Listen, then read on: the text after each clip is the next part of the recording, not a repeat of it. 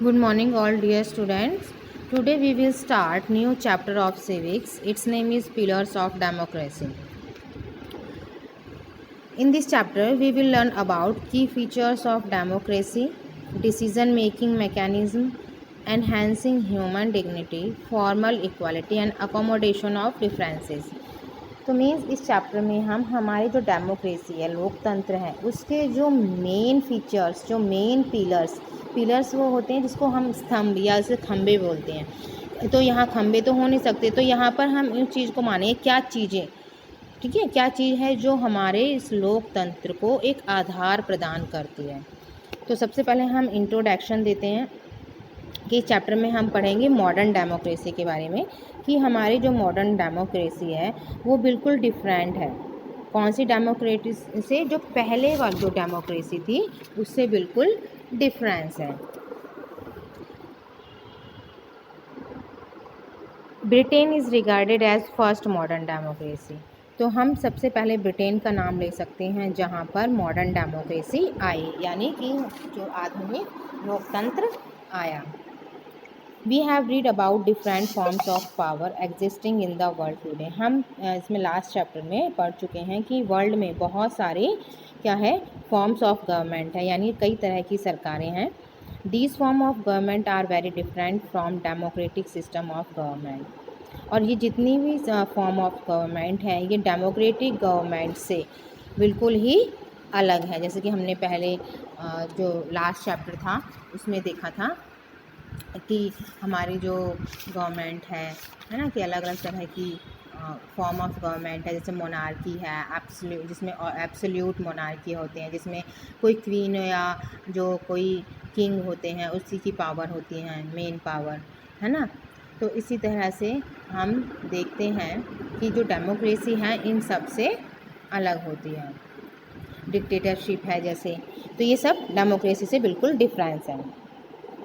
Democracy जो power है वो कहाँ से लेते हैं? लोगों से लेता है ये पावर।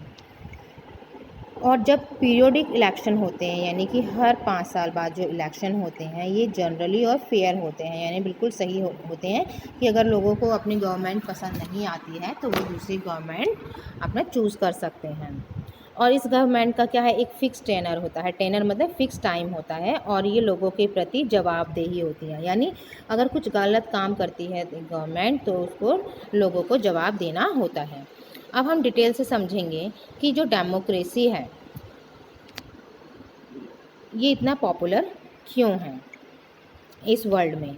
क्योंकि हमारा जो वर्ल्ड है कंटेम्प्रेरी वर्ल्ड है, तो इस वर्ल्ड में ये इतना फेमस क्यों है? कंटेम्प्रेरी मतलब कि अलग अलग तरह के लोग रहते हैं, अलग अलग तरह के देश हैं यहाँ पे, कहीं कोई पावर है, कहीं पर कोई पावर है, लेकिन फिर भी ये इतनी क्यों पॉपुलर है।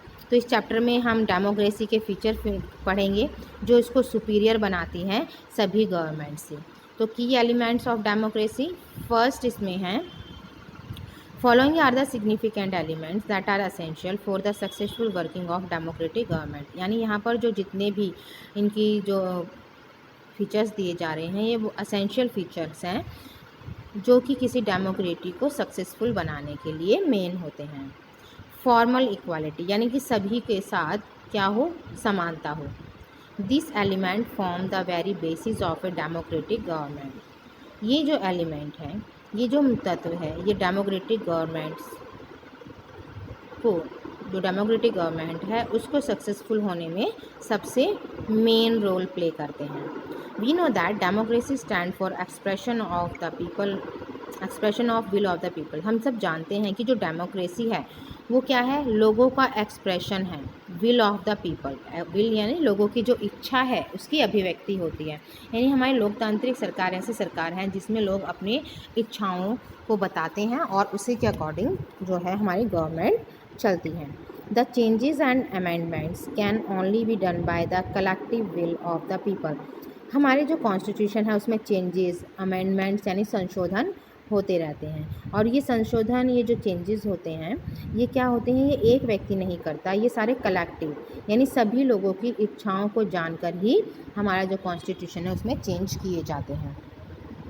Every citizen of the country must be aware about the things going on around them and should know the way to choose correct things and make right choice. तो हमारे देश के सभी नागरिकों को इस बारे में जागरूक रहना चाहिए कि वो अपनी सही चीज़ों को चुनें और अपनी सही चॉइसेस को देखें कि कौन सी सरकार उन्हें बनानी है और कौन सी नहीं बनानी है। इसलिए क्या होते हैं कि सभी जो नागरिक हैं well informed and social responsive, इसलिए उनको सही जानकारी होनी चाहिए और समाज के प्रति वो क्या है जागरूक भी होने चाहिए, ताकि वो अपने डिसीज़न को ले सकें और अपने राइट ऑप्शन को चूज़ कर सकें। But it does not mean that for doing these things and taking decision the people need to be highly educated or should possess university degrees। लेकिन इसका ये मतलब नहीं है कि कोई भी डिसीज़न लेने के लिए लोगों को एजुकेटेड होना है, हाईली एजुकेटेड हों या उनके पास कोई डिग्री हो। यानी ज़रूरी नहीं है कि जो पढ़े लिखे लोग ही इस डिसीज़न मेकिंग में शामिल होते हैं, नहीं, but they should be enlightened enough and should have enough knowledge regarding decision making. लेकिन ऐसे लोग भी नहीं होने चाहिए जिनको कोई भी जानकारी ना हो, कि वो डिसीज़न लेने में भी हिचकिचाते हों या उनको किसी बात की नॉलेज ना हो, तो ऐसे लोग भी इसमें शामिल नहीं होने चाहिए। भले ही उनके पास कोई हाई डिग्री ना हो, लेकिन उनके पास जो नॉलेज है वो होनी चाहिए। Thus for democracy, political awareness is very important factor। तो हमारी डेमोक्रेसी में जो राजनीतिक जागरूकता है वो बहुत महत्वपूर्ण है। If the citizens will have political awareness, then they would be able to make correct decision and judge the performance of the government। अगर हमारे नागरिकों में राजनीतिक जागरूकता होगी तो वो किस लायक होंगे, सही डिसीज़न लेने में और गवर्नमेंट के जो जजमेंट है उसको परफॉर्म करने में, यानी उसको देखने में कि गवर्नमेंट सही डिसीज़न ले रही है या नहीं ले रही है, उसके लिए वो एबल होंगे। नॉट ओनली दिस, केवल इतना ही नहीं, by this knowledge of political awareness it would more easier for them to choose their representative by evaluating and visualizing their merits and demerits of different candidates। इतना ही नहीं, अगर हम पॉलिटिकल अवेयरनेस हमारे अंदर होगी तो ये हमारे लिए इजी रहेगा कि हम अपने रिप्रेजेंटेटिव्स को चूज़ कर सकें, उनको इवैल्यूएट कर सकें, उनको विजुलाइज कर सकें, किसके बेस पर, उनकी मेरिट्स और डीमेरिट्स के बेस पर। Such voters will not be easily swayed by false promise made by candidate और देयर मनी और मसल्स पावर।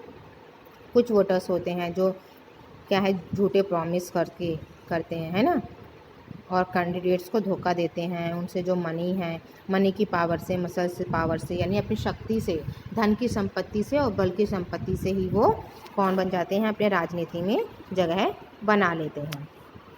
अब है wise leadership. On the essential aspect of democracy is that power is not concentrated in any one individual. यानी हमारे democracy में एक जो सबसे मेन पहलू है वो है कि पावर इज़ नॉट कंसंट्रेटेड, कि हम यहाँ पर शक्ति का महत्व नहीं होता है। ये नहीं है कि कोई शक्तिशाली है तो हम उसको क्या चुन लेंगे, उसको ही अपना कैंडिडेट चुन लेंगे। तो बाकी हम नेक्स्ट क्लास में करेंगे, आज के लिए इतना ही करेंगे। Goodbye everyone.